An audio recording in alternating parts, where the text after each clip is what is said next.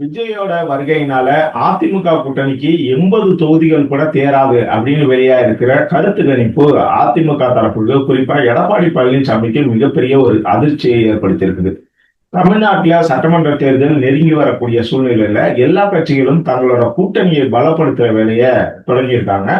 குறிப்பா திமுக பாத்தீங்கன்னா தன்னோட கூட்டணியை சிந்தாம சிதறாம வரக்கூடிய சட்டமன்ற தேர்தலுக்கு தயார்படுத்திக்கிட்டே வராங்க.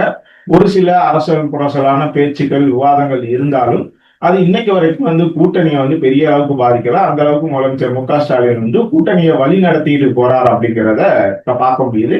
அது கூட்டணி கட்சி தலைவர்களும் அந்த கருத்தை தொடர்ச்சியா சொல்லிட்டு வராங்க. சோ திமுக கூட்டணி பழைய மாதிரியே தொடர்ச்சியா இருக்குது அப்படிங்கிறதுல நம்பலாம் அப்படிங்கிறதுல எந்த மாற்று கருத்தும் இல்லை. இந்த பக்கம் பாத்தீங்கன்னா அதிமுக மீண்டும் பாஜக கூட கூட்டணி சேர்ந்திருக்காங்க. அதனால பாஜக அதிமுக கூட்டணி பலமா இருக்குது அப்படின்னு எதிர்பார்த்துட்டு இருந்த நேரங்கள்ல ஒரு சில கட்சிகள் தொடர்ச்சியா வெளியே போயிட்டே இருக்காங்க. அதாவது ஜான் பாண்டியன் கட்சி, புதிய தமிழகம், அப்படி எல்லா கட்சிகளுமே பாத்தீங்கன்னா பாஜக அதிமுக கூட்டணியிலிருந்து வெளியே போயிட்டே இருக்காங்க. இன்னொரு பக்கம் பாத்தீங்கன்னா ஏற்கனவே அதிமுகவில் நடக்கக்கூடிய அந்த உட்கட்சி பிரச்சனை, அதாவது அதிமுகவில் ஒருங்கிணைக்கணும் அப்படிங்கிறது தொடர்ச்சியான குரல்கள் இருக்குது. அதுக்கு எடப்பாடி பழனிசாமி தொடர்ச்சியா எதிர்ப்பு தெரிவிச்சிட்டு இருக்காரு. பாஜக இதுல பெரிய அளவுக்கு தலையிட்டாலும் எடப்பாடி பழனிசாமி தொடர்ச்சியா அதுக்கு முட்டுக்கட்டை போட்டுக்கிட்டே இருக்காரு. அதனால இனிமே நாங்க பாஜக கூட்டணியில நீடிக்க மாட்டோம், எடப்பாடி பழனிசாமி முதலமைச்சர் வேட்பாளர்னு சொல்லிட்டா கண்டிப்பா அந்த கூட்டணியில சேர்றதுக்கான வாய்ப்பே இல்லை அப்படிங்கிற மாதிரி டிடிவி தினகரன் திட்டவட்டமா தெரிவித்தாரு. அதான் அவரை சரி பண்றதுக்கு நயினா நாகேந்திரன் சரி, இங்கிட்ட அண்ணாமலை சரி தொடர்ச்சியா முயற்சிகள் பண்ணாலும் இல்ல, இது எல்லா சந்திப்புகள் எல்லாமே நட்பு ரீதியிலான சந்திப்பு தான். அதிமுக பாஜக கூட்டணியில எடப்பாடி பழனிசாமி தான் முதலமைச்சர் வேட்பாளர்னா நாங்க அந்த கூட்டணியில சேர்றதுக்கான வாய்ப்பே இல்லை, அந்த பேச்சுக்கே இடமில்லை அப்படின்னு சொல்லிட்டாரு. இன்னொரு பக்கம் ஓபிஎஸ் மறுபடியும் பாஜக கூட்டணியிலிருந்து வெளியில போனாலுமே மறுபடியும் பாஜக கூட்டணியில வர்றதுக்கு விருப்பம் தெரிவிச்சிருக்காரு. ஆனா அவரும் ஒரு முக்கியமான டிமாண்டை வச்சிருக்காரு. அதாவது நான் கட்சி எதையுமே தொடங்கல அப்படிங்கறதுனால நான் அதிமுக பாஜக கூட்டணியில வந்தாலும் நான் பாஜகவோட இதுல சின்னத்துல நான் போட்டியிட முடியாது, சுயேட்சை சின்னத்திலையும் போட்டியிட முடியாது. அப்படிங்கறதுனால எனக்கு இரட்டை இலை சின்னத்துல போட்டியிடுறதுக்கு வாய்ப்பு வாங்கி கொடுங்க அப்படின்னு சொல்லிட்டு பாஜக தலைமை கிட்ட ஒரு கோரிக்கை விடுத்திருக்காரு.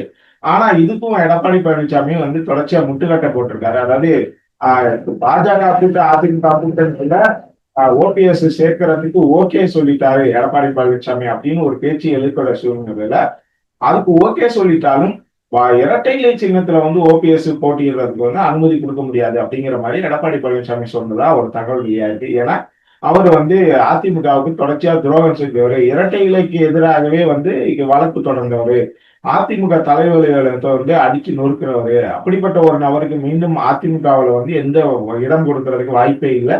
பாஜக கூட்டணியில வேணா அவர் சேர்ந்து கிடைச்சாங்க, அவ்வளவுதான். அதுல நான் எந்த எதுவுமே பண்ணல.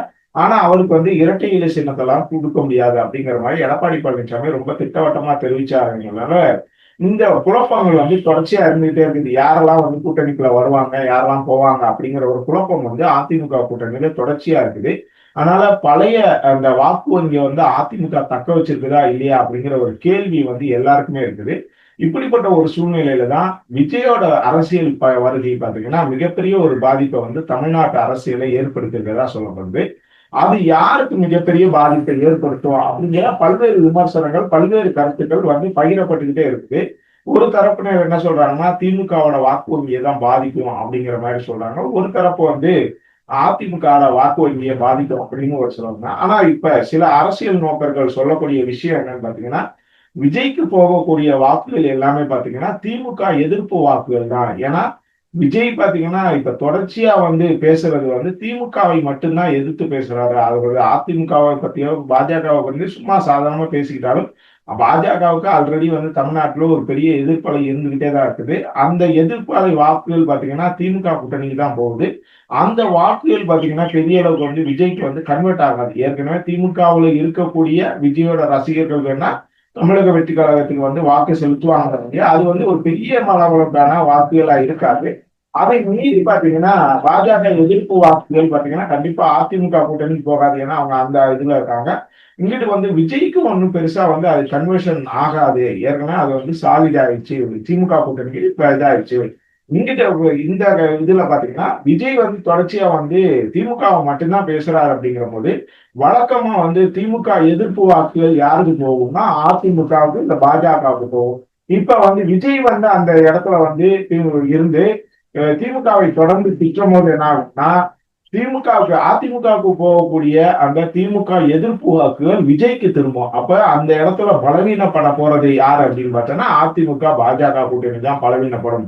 திமுக எந்த காரணத்தை கொண்டும் பலவீனப்படுத்தாது. திமுக பலம் இழக்கிறது அப்படிங்கிற ஒரு விஷயம் எங்கன்னு பாத்தீங்கன்னா விஜயோட ரசிகர்கள் வந்து திமுகவுல தொண்டர்களோ விடுதலை சிறுத்தைகள்லயோ இல்ல காங்கிரஸ்லயோ வந்து இதா இருப்பாங்க, கட்சிக்காரர்களா தொண்டர்களா நிர்வாகிகளாக இருப்பாங்க. அவங்க இந்த முறை என்ன பண்ணலாம், விஜய்க்கு வந்து வாக்கு செலுத்தலாம்.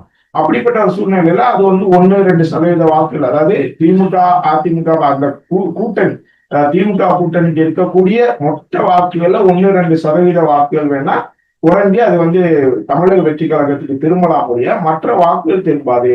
ஆனா விஜய் வந்து தொடர்ச்சியா வந்து திமுகவை தான் அட்டாக் பண்றாருங்கிற போது வழக்கமா திமுக எதிர்ப்பு வாக்குகள் வந்து அதிமுக போறது, இப்ப வந்து திமுக எதிர்ப்பு வாக்குகள் வந்து தமிழக வெற்றி கழகத்தை நோக்கி திரும்புங்கிற போது ஏற்கனவே வந்து அதிமுக ஒரு பெரிய ஒரு குழப்பத்துல ஓடி இருக்குது.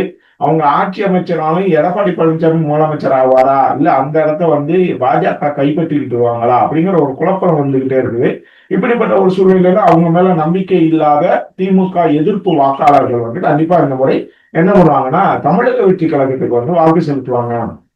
தமிழக வெற்றி கழகம் இந்த தேர்தல்ல பெரிய அளவுக்கு வெற்றியை வந்து ஈட்ட முடியல அப்படின்னாலுமே கண்டிப்பா வந்து பாத்தீங்கன்னா அவங்க வந்து ஒரு பெரிய இம்பாக்ட கிரியேட் பண்ணுவாங்க. அது யாருக்கு எதிரான இம்பாக்ட கிரியேட் பண்ணுவாங்கன்னா திமுகவுக்கு எதிரான இம்பாக்ட் இல்ல, அதாவது அதிமுக பாஜக கூட்டணிக்கு எதிரான இம்பாக்ட தான் கிரியேட் பண்ணுவாங்க. ஏன்னா அவங்களோட வாக்குகளை தான் தொடர்ச்சியா வந்து குறி வச்சுட்டு இருக்காங்க. ஏற்கனவே வந்து இந்த மதுரை மாநாட்டுல கூட விஜய் வந்து பேசணும் போது திமுகவை அடிக்கணும் அப்படிங்கறதுல உறுதியா பேசினவரு அதிமுகவை பத்தி பேசும்போது யார் தலைமையில இன்னைக்கு அதிமுக இருக்குது பாத்தீங்களா அப்படிங்கிற பேச்சிலேயே பாத்தீங்கன்னா அவர் அதிமுக வாக்குகளை குறி வச்சுட்டாரு அப்படிங்கிறது எல்லாருக்கும் தெரிஞ்ச விஷயம். அதிமுக வாக்குகளை குறி வைத்தது மட்டும் இல்லாம திமுக எதிர்ப்பு வாக்குகளையும் வந்து இப்ப விஜய் வந்து தனதாக்கிக்கிறாரு. அதாவது திமுகவை தொடர்ச்சியா பேசுறது மூலமா திமுக எதிர்ப்பு வாக்குகள் வந்து அதிமுகவுக்கு போகாம தன் பக்கம் இழுக்கிறதுக்கான வேலைகளை வந்து தொடர்ச்சியா வந்து விஜய் வந்து செஞ்சிருக்கிறாரு. இந்த மதுரை மாநாட்டுல மட்டும் இல்லாம அதுக்கடுத்து இந்த இது நடத்தினார், பேசினார், திருச்சியில பேசினது, இதுல பேசினது, பெரம்பலூர்ல பேசினது, அதன் பிறகு நாகை திருவாரூர் மாவட்டங்கள்ல பேசின எல்லாமே பாத்தீங்கன்னா திமுக அட்டாக் பண்ணி தான் பேசினாரு. இப்போ வழக்கமா வந்து திமுக எதிர்ப்பு வாக்குகள் கண்டிப்பா வந்து தமிழக விதிகளுக்கான ஓட்டா மாறுறதுக்கான வாய்ப்புகள் இருக்கு. அப்படி இருக்கிற போது என்ன ஆகும்னா அதிமுக பாஜக கூட்டணி மேலும் பலங்களத்தான் செய்யும். ஏற்கனவே வந்து அந்த கூட்டணியில இருந்த ஒரு சில கட்சிகள் வெளியில போயிட்டாங்க. குறிப்பா இவங்களோட ரொம்ப இணக்கமா அந்த அதிமுக கூட ரொம்ப இணக்கமா இருந்த புதிய தமிழகம் கட்சி வெளியில போயிட்டாங்க. மக்கள் முன்னேற்ற கழகம் அதாவது ஜான் பாண்டியன் கட்சி வெளியில போயிட்டாங்க. அடுத்து வந்து டிடிவி தினம் பாஜக கூட்டணியில இருந்த டிடிவி தினரும் வெளியில போயிட்டாரு. அதே பாஜக கூட்டணியில இருந்த ஓபிஎஸ் வெளியில போயிட்டாரு. அப்படின்னா இது வந்து வழக்கமா இருக்கக்கூட வாக்குகளை விட குறைவா வந்து அதிமுக பாஜக கூட்டணியோட வாக்குகள் வந்து குறைவா இருக்குது. இதுக்கு இடையில பாத்தீங்கன்னா அதிமுக பாஜக கூட்டணி யாரும் வரவும் மாட்டேங்கிறாங்க. பாட்டாளி மக்கள் கட்சியில 2 தந்தை மகனுக்கு இடையிலான அந்த மோதல் வந்து இன்னைக்கு வர முடியலைங்கிறனால அவங்க வந்து இன்னும் வந்து யாரு கூட கூட்டணி சேர போறாங்க அப்படிங்கிற ஒரு குழப்பமே இருக்குது. அவங்க கூட்டணிக்கே வந்தாலும் 2 பேரும் ஒன்னும் சேராம கூட்டணிக்கு வந்தாலும் அது கண்டிப்பா வந்து ஒரு பெரிய அளவுக்கு வந்து அதிமுக பாஜக கூட்டணிக்கு கை கொடுக்காது அப்படின்னு சொல்லப்படுது. இன்னொரு கட்சி பாத்தீங்கன்னா தேமுதிக வந்து வந்தீங்கன்னா விஜயகாந்த் இழப்புக்கு பிறகு வந்து அந்த கட்சி வந்து சரியாவே இல்ல, யாரு பணம் கொடுக்குறாங்க, யாரு வந்து அதிக தொகுதிகள் கொடுக்குறாங்க அப்படிங்கிறது தான் இது பண்ணாங்களே, கொள்கை ரீதியா அவங்க வந்து எந்த முடிவும் எடுக்கல அப்படிங்கிற ஒரு பேச்சு, ஒரு தொடர்ச்சியான விமர்சனங்கள், ஒரு தொடர்ச்சியான குற்றச்சாட்டுகள் அவங்க மேல வைக்கிறதுனால அவங்களுக்கு ஏற்கனவே இருந்த வாக்கை விட இப்ப குறைவாயிருச்சு அப்படிங்கிற ஒரு கருத்து இருக்குது. அதனால அவங்களும் அதிமுக கூட்டணிக்கு வந்தாலும் பெரிய அளவுக்கு ஒரு இம்பாக்ட் கிரியேட் பண்ண மாட்டாங்க அப்படிங்கிற மாதிரி பல்வேறு அரசியல் நோக்கர்கள் வந்து சொல்றாங்க. அப்படி இருக்கிற போது பாத்தீங்கன்னா இப்ப ஒட்டுமொத்த சினாரியோவை வந்து கனெக்ட் பண்ணி அவங்க சொல்லக்கூடிய ஒரு விஷயங்கள் என்னன்னு பாத்தீங்கன்னா இந்த முறை இதே மாதிரி நீடிச்சுச்சுன்னா கூட்டணி நீடித்தால் அதிமுக பாஜக கூட்டணி 80 தொகுதிகளுக்கு மேல தாண்டறதுக்கே வாய்ப்பே இல்லை. 80 தொகுதிகளை வந்து ரொம்ப திக்கி திணறி முக்கிய அணைதான் வந்து அந்த 80 தொகுதிகளையும் கைப்பற்ற முடியுமே ஒழிய 80 தொகுதிகளுக்கு மேல கைப்பற்றி ஆட்சியை மீண்டும் கைப்பற்றுறதுக்கான வாய்ப்புங்கிறது ரொம்ப ரொம்ப குறைவா இருக்குது. அது வந்து விஜயோட வருகை பாத்தீங்கன்னா திமுக கூட்டணிக்கு தான் வந்து பலம் சேர்க்குது. அப்போ வந்து எப்படியாவது தமிழக வெற்றி கழகத்தை வந்து அதிமுக தங்களோட கூட்டணிக்குள்ள கொண்டு வந்தா கண்டிப்பா வந்து திமுக கூட்டணியை வீழ்த்துவதற்கான ஒரு வாய்ப்பு கிடைக்கும். அதுக்கான வேலைகளை வந்து அதிமுக தொடர்ச்சியா செய்யணும். இப்ப வந்து விஜய் மேல வந்து இந்த வருமான வரி வழக்கு, அந்த வழக்கு, இந்த வழக்குன்னு பல்வேறு விதம் இருக்குது. அது மட்டும் இல்லாம எனக்கு வந்து போராட்டங்கள்ல அனுமதி கொடுக்க மாட்டேங்கிறாங்க அப்படின்னு சொல்லிட்டு விஜய் வந்து குற்றச்சாட்டு இருக்காரு. இதெல்லாம் வச்சு விஜய் வந்து கன்வின்ஸ் பண்ணணும். கன்வின்ஸ் பண்ணி அவங்க தங்களோட கூட்டணிக்குள்ள வந்து கொண்டு வர்றதுக்கு அதிமுகவும் பாஜகவும் மெனக்கடணும். அப்படி கொண்டு வந்தாங்கன்னா கண்டிப்பா வந்து திமுக கூட்டணியை வெல்வதற்கான வாய்ப்புகள் இருக்கும். இல்ல விஜய் வந்து தனியா போட்டியில விட்டுட்டு அதிமுக பாஜக கூட்டணி, இது வந்து விஜய் இந்த சைடு வந்து திமுக கூட்டணி, இன்னொரு பக்கம் சீமான் அப்படின்னு 4 முனை போட்டி போனுச்சு அப்படின்னா கண்டிப்பா அது வந்து திமுக கூட்டணிக்கு தான் பலம் சேர்க்குமே ஒழிய கண்டிப்பா அதிமுக பாஜக கூட்டணிக்கோ அல்ல விஜய்யோ ஆட்சி அமைக்கிறதுக்கான வாய்ப்பே இல்லை அப்படிங்கிறது தான் பல்வேறு அரசியல் நோக்கர்களோட சமீபத்திய கருத்தா இருக்குது. இந்த விவகாரத்துல நீங்க என்ன நினைக்கிறீங்க அப்படிங்கிறத கமெண்ட்ல சொல்லுங்க.